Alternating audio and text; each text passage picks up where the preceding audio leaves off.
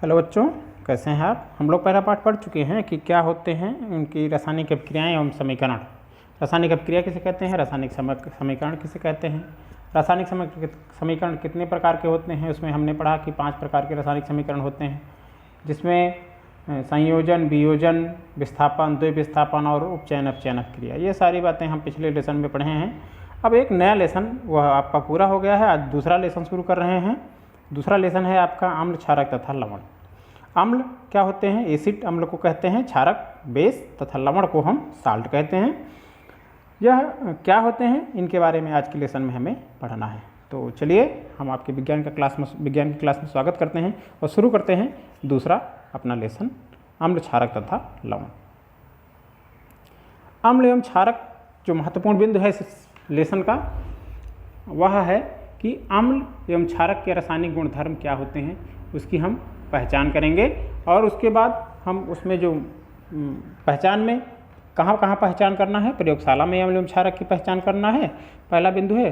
और दूसरा है कि अम्ल एवं क्षारक की धातुओं के साथ क्या अभिक्रिया होती है। तो ये आज के हमारे लेक्चर के 2 महत्वपूर्ण बिंदु हैं जिन्हें के बारे में हमें पढ़ना है। सामान्य रूप से पहचान करने के लिए अम्ल एवं क्षारक में क्या कहा जाता है, कैसे पहचानेंगे आप अपने दैनिक जीवन में। सामान्य रूप से वह पदार्थ जिनसे हमें खट्टे का स्वाद प्राप्त होता है, जो खट्टापन हम महसूस करते हैं उसके लिए जो उत्तरदायी होता है वह अम्ल कहलाता है, तथा जिन पदार्थों से हमें कड़वे का स्वाद प्राप्त होता है उन पदार्थों के जो कड़वेपन का स्वाद होता है वह क्षारक के कारण होता है। तो अम्ल खट्टे होते हैं और क्षारक कड़वे होते हैं, इनका जो स्वाद होता है। दूसरी चीज़, अम्ल जो है नीले लिटमस पेपर को लाल कर देता है, और क्षार क्या करते हैं, अगर वह उसमें नीला लिटमस पेपर डुबाते हैं तो उसे वह लाल कर देते हैं। लाल लिटमस पेपर डुबाते हैं तो नीला कर देते हैं। मतलब अम्ल नीले पेपर को लाल कर देता है और क्षार लाल पेपर को नीला कर देता है। अम्ल एवं क्षारक की जांच के लिए कुछ संश्लेषित सूचकों जैसे मेथिल ऑरेंज एवं फेनाल्फथलीन का भी उपयोग किया जाता है। कुछ ऐसे भी पदार्थ होते हैं जो कि मनुष्य द्वारा बनाए गए हैं, उन्हें हम संश्लेषित सूचक कहते हैं। उनमें नाम आता है मेथिल ऑरेंज और फेनाल्फथलीन का। यह मेथिल ऑरेंज और फेनाल्फथलीन भी अम्ल एवं क्षारक की जांच के लिए उपयोग किए जाते हैं, और यह दोनों पदार्थ संश्लेषित पदार्थ हैं। अभी ऊपर हमने पढ़ा कि लिटमस क्या होता है, यह भी जान लीजिए। लिटमस जो है एक बैगनी रंग का रंजक होता है जो कि थाइलोफाइटा समूह के लाइकेन के पौधे से प्राप्त होता है। एक पौधों का समूह है थाइलोफाइटा समूह, और उसमें एक पौधा पाया जाता है लाइकेन, जो कि कवक एवं शैवाल से मिलकर बना हुआ होता है। और उसका जो रस निकाल के उसमें हम पेपर डुबा लेते हैं, उस पेपर को सुखा लेते हैं, तो उसे हम लिटमस पेपर कहते हैं। और इसकी जो प्रकृति होती है वह ना अम्लीय होती है, जो लिटमस का विलयन होता है वह ना ही अम्लीय होता है और ना ही क्षारीय होता है, और उस समय इसका जो रंग होता है वह बैगनी रंग का होता है। कहने का मतलब लिटमस का जो मूल रंग होता है वह बैगनी रंग होता है। कुछ और भी दूसरे प्राकृतिक पदार्थ हैं लिटमस के अलावा जिनका उपयोग अम्ल एवं क्षारक की पहचान के लिए किया जाता है। वह कौन कौन से पदार्थ हैं, उसमें जैसे कि लाल पत्ता गोभी होता है, वह भी एक प्राकृतिक सूचक के रूप में उपयोग किया जाता है अम्ल क्षार की पहचान के लिए। हाइड्रेंजिया है, हल्दी है, घरों में जो उपयोग की जाती है, वह भी अम्ल एवं क्षारक की पहचान के लिए उपयोग की जाती है। पेटूनिया होता है, जेरानियम के फूल की जो पंखुड़ियाँ होती हैं रंगीन, उन्हें भी अम्ल एवं क्षारक के सूचक के रूप में प्रयोग किया जाता है। तो इन सभी पदार्थों को सामूहिक रूप से जिनसे अम्ल या क्षार की हम सूचना प्राप्त करते हैं उन्हें हम अम्ल क्षार सूचक या केवल सूचक कहते हैं। यह सूचक की परिभाषा हो गई कि जिन पदार्थों से हम अम्ल एवं क्षार की सूचना प्राप्त करते हैं वह पदार्थ अम्ल क्षार सूचक या सूचक कहलाते हैं। सिर्फ सूचक कह सकते हैं या अम्ल क्षार सूचक कहें। अम्ल एवं क्षारक के रासायनिक गुणधर्मों की बात कर ली जाए कि प्रयोगशाला में जो अम्ल एवं क्षारक होते हैं उन्हें कैसे पहचाना जाता है। तो प्रयोगशाला में अम्ल एवं क्षारकों की पहचान के लिए हम मुख्य रूप से जिन पदार्थों का उपयोग करते हैं वह सूचक कहलाते हैं, और प्रयोगशाला में पहचानने के लिए हमें सूचक ही सबसे महत्वपूर्ण पदार्थ होते हैं जिनसे हम उनकी पहचान कर सकते हैं कि दिया गया पदार्थ अम्ल है अथवा क्षार है। अम्ल के बारे में बात करें, अम्ल की क्या पहचान होती है। अम्ल की जो पहचान के मुख्य बिंदु हैं, स्वाद में यह खट्टे होते हैं, अम्ल इनका खट्टा स्वाद होता है, और यह नीले लिटमस को लाल कर देते हैं। किंतु लाल रंग का अगर कोई लिटमस इसमें डुबाते हैं तो उसमें कोई प्रभाव नहीं पड़ता है। कहने का मतलब सिर्फ नीले को लाल करते हैं, लाल रंग का अगर लिटमस पेपर कोई है तो उस पर कोई परिवर्तन नहीं होता है। इसका जो जलीय विलयन होता है उसमें हमें हाइड्रोजन आयन प्राप्त होता है, मतलब अम्ल का जलीय विलयन हाइड्रोजन आयन देता है। यह बच्चों अम्ल की पहचान हो गई। और इसके बाद देखते हैं कि जो इसके मुख्य उदाहरण होते हैं अम्लों की क्या क्या होते हैं। अम्लों के मुख्य उदाहरण जो हैं वह होता है HCl हाइड्रोक्लोरिक अम्ल, H2SO4 ध्यान से देखते रहें, H2SO4 सल्फ्यूरिक अम्ल, HNO3 नाइट्रिक अम्ल, CH3COH एसिटिक अम्ल तथा साइट्रिक अम्ल। यह कुछ ऐसे पदार्थ हैं जिन्हें हम अम्लों की श्रेणी में रखते हैं। तो यह सारे नाम आप याद रखते चलिए क्योंकि बहुत ज़रूरी है, बार बार इनके सूत्र लिखे जाएंगे। तो यह जानते रहिए कि जहाँ HCl लिखा है वह हाइड्रोक्लोरिक अम्ल है, H2SO4 है, HNO3 है, CH3COH है। सारे अम्लों के नाम बारी बारी आपको याद रखने हैं। सांद्र अम्ल और तनु अम्ल, दो शब्दावलियाँ और हमें प्रयोगशाला में देखने को मिलती हैं कि तो सांद्र अम्ल क्या होते हैं, तनु अम्ल क्या होते हैं, यह जान लीजिए।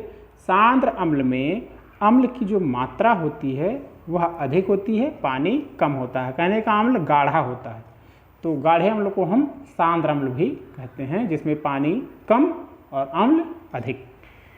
वहीं तनु अम्ल क्या होता है, तन अम्ल हल्का अम्ल होता है। हल्के का मतलब क्या है कि उसमें पानी अधिक मात्रा में रहता है और अम्ल कम मात्रा में रहता है, तो उसे हम तनु अम्ल कहते हैं। तो तनु का मतलब हल्का और सांद्र का मतलब गाढ़ा। गाढ़ा अम्ल सांद्र अम्ल कहलाता है जिसमें पानी की मात्रा कम होती है। तन अम्ल हल्का अम्ल होता है जो कि जिसमें पानी की मात्रा अधिक होती है। दूसरे जो पदार्थ होते हैं क्षारक, वह उनकी क्या पहचान होती है, प्रयोगशाला में कैसे उन्हें पहचानते हैं। यह स्वाद में कड़वे होते हैं क्षारक, और यह लाल लिटमस पेपर को इसमें जब हम डुबाते हैं तो लाल को नीला कर देते हैं। हमने अम्ल में देखा था कि वह नीले को लाल करते हैं, लेकिन क्षारक क्या करते हैं कि यह नीले को लाल को नीला कर देते हैं। जबकि अगर कोई नीला ही डुबा दिया जाए लिटमस पेपर क्षार में तो उस पर कोई उसके रंग में परिवर्तन नहीं होता है। क्षारक जो है उनका जो जलीय विलयन होता है उसमें हमें OH- आयन, इसे हम हाइड्रोक्सिल आयन, OH- आयन को क्या कहते हैं, हाइड्रोक्सिल आयन। तो हाइड्रोक्सिल आयन हमें क्षारक के विलयन से प्राप्त होता है। प्रमुख उदाहरण क्या क्या होते हैं, किन्हें हम क्षारक कहते हैं, वह देख लीजिए। मुख्य उदाहरण NaOH sodium hydroxide, KOH potassium hydroxide, और NH4OH, NH4O लिखा है यहाँ पे H लिख लीजिए, NH4OH यह अमोनियम हाइड्रोक्साइड है, और CaOH होल ट्वाइस यह कैल्शियम हाइड्रोक्साइड है। तो इसमें एक सुधार करना है, ध्यान रखिएगा कि NH4OH लिखना है यहाँ पे, यह NH4 सिर्फ O लिखा है, यहाँ पे H छूट गया है, इसको NH4OH, OH जुड़ा रहेगा क्षार के साथ, हमेशा ध्यान रखिएगा इसको कि कोई भी सूत्र होता है उसमें क्षार का, उसमें अंत में OH जुड़ा रहता है। तो NH4 के साथ ही अंत में सिर्फ O लिखा है तो H बढ़ा लीजिएगा। यह क्षार के यह पदार्थ मुख्य उदाहरण है, sodium hydroxide, potassium hydroxide, ammonium hydroxide और कैल्शियम हाइड्रोक्साइड। जल में जो घुलनशील क्षारक होते हैं उन्हें हम एक और नाम देते हैं, उन्हें क्षार कहते हैं। क्षारक ना कह करके सिर्फ क्षार कहते हैं अगर कोई ऐसा क्षारक पदार्थ है जो कि जल में घुलनशील होता है। अगला बिंदु है सूचक। सूचक क्या होते हैं यह जानना जरूरी है। अम्ल तथा क्षार दोनों पदार्थों की पहचान के लिए जो पदार्थ उपयोग किए जाते हैं वह सूचक होते हैं। यह मुख्य रूप से दो प्रकार के हो सकते हैं, एक होता है रंग के द्वारा सूचना देता है और दूसरा होता है गंध के द्वारा सूचना देता है। तो पहले को रंग सूचक तथा दूसरे को हम गंधीय सूचक कहते हैं, जो गंध के द्वारा सूचना देते हैं। रंग से सूचना देने वाले रंग सूचक दो प्रकार के होते हैं, यह प्राकृतिक भी हो सकते हैं और कृत्रिम भी हो सकते हैं। प्राकृतिक सूचक मतलब जो प्रकृति से प्राप्त होते हैं, कृत्रिम मतलब जिन्हें मनुष्य प्रयोगशाला में निर्मित करता है, उन्हें हम कृत्रिम सूचक कहते हैं। प्राकृतिक सूचकों में के जो मुख्य उदाहरण है उसमें हम हल्दी और लिटमस का नाम लेते हैं। कैसे सूचना देते हैं, कैसे कोई हल्दी से कैसे पता चलेगा कोई पदार्थ अम्ल है या क्षार है। तो हल्दी जो है जब उसके साथ अम्ल को मिलाते हैं तो उसका पीला रंग होता है, हल्दी पीले रंग की होती है ना, तो वह उसका जो पीला रंग है वह पीला रंग बना रह जाता है। लेकिन अगर हल्दी के साथ क्षार को मिला दिया जाए तो उसका जो पीला रंग होता है वह लाल रंग में परिवर्तित हो जाता है। मतलब हल्दी अम्ल के साथ पीला रंग तथा क्षार के साथ लाल रंग देती है। यह पहचान है हल्दी से कैसे अम्ल क्षार पहचानते हैं। लिटमस पहचान कैसे करते हैं।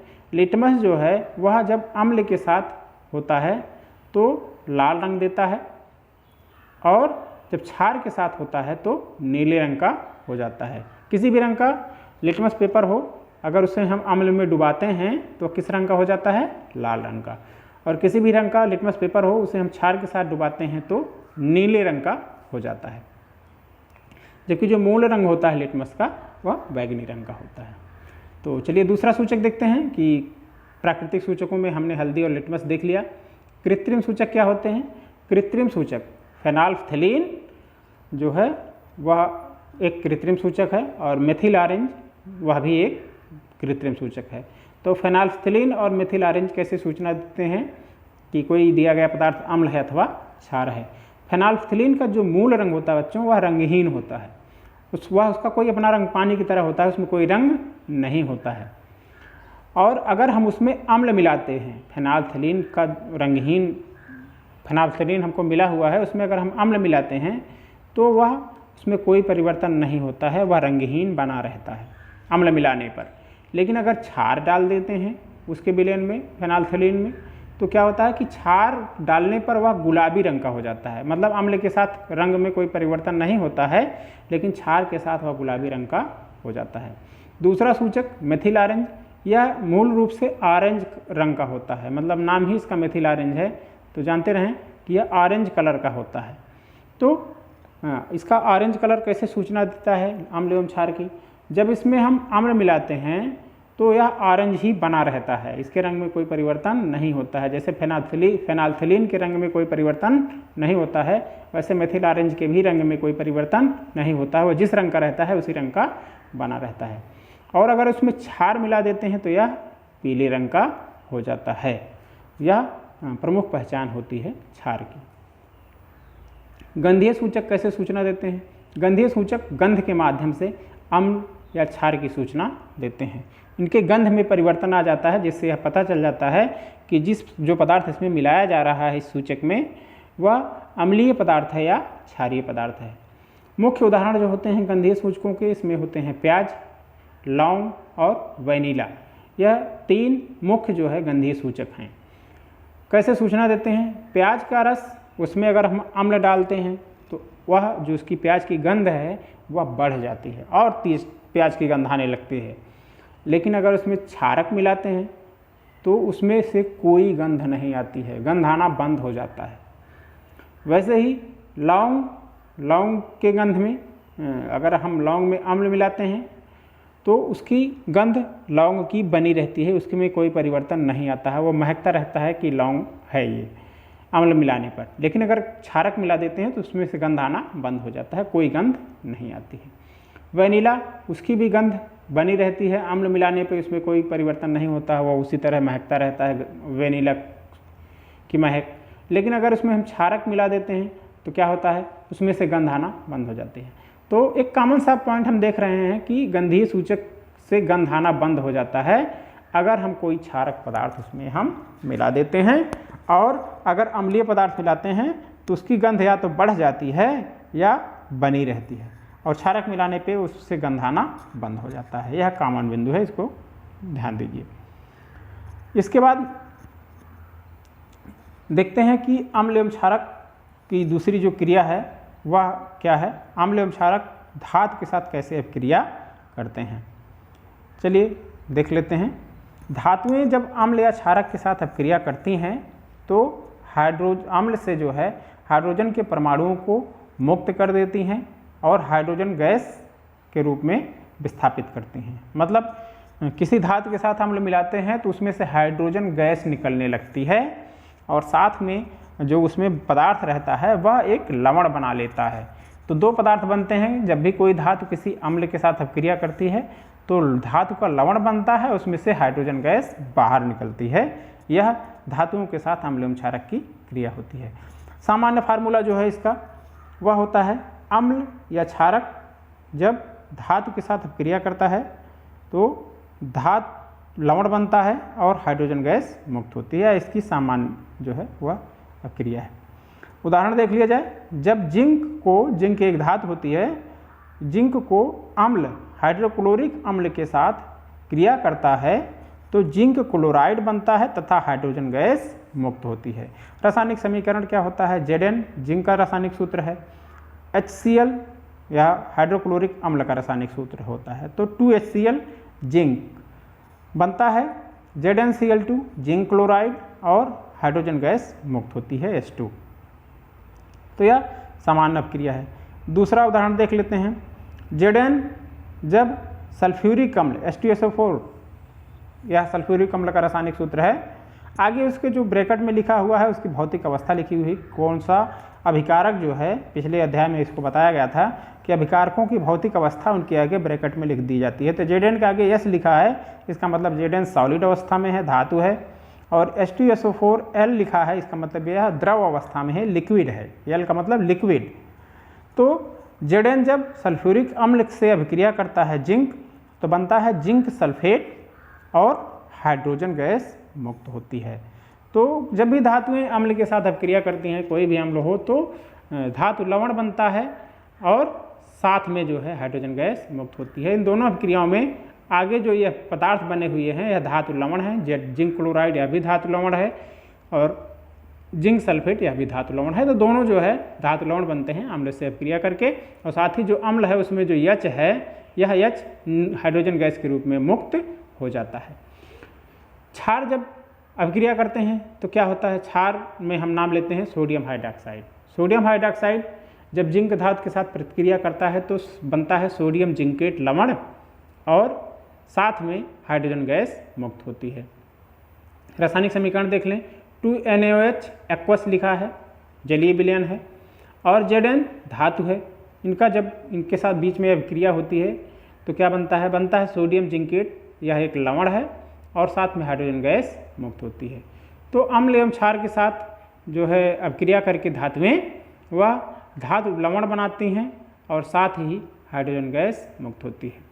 इस अभिक्रिया से हम यह देखते हैं, एक बात नोट करने की है कि अल्कली जो है वह मेटल के साथ अभिक्रिया करता है। मेटल माने धातु, अल्कली मीन्स क्षार। क्षार जब धातु के साथ अभिक्रिया करता है तो वह धातु लवण और हाइड्रोजन गैस बना लेता है, मतलब धातु के साथ अभिक्रिया करता है।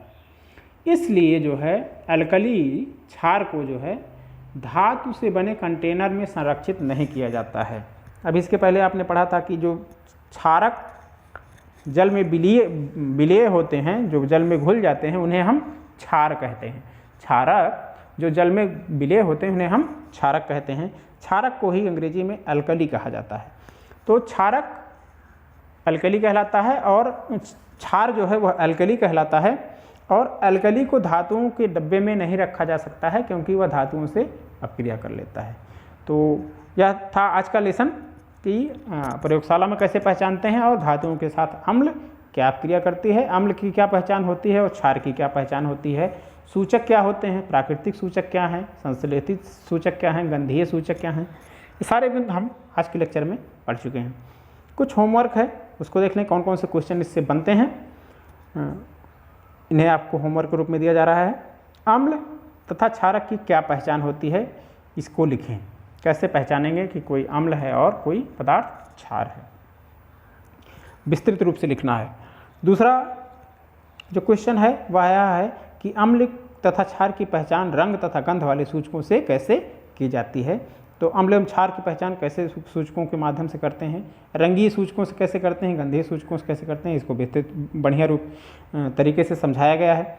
लिख सकते हैं आप, अम्ल तथा क्षार धातुओं से किस प्रकार अभिक्रिया करते हैं। तो धातुओं से अभिक्रिया करके धातु लवण बनाते हैं और हाइड्रोजन गैस मुक्त होती है। तो यह था आज का लेसन और यह उसके से संबंधित जो है प्रश्न हैं, इन्हें आप करके देखें कि आपको यह अभ्यास कितना समझ में आया। बाकी मिलते हैं अगले जो है अपने लेक्चर के साथ। तब तक आप घरों में रहिए, पढ़ते रहिए। बहुत बहुत शुभकामनाएं।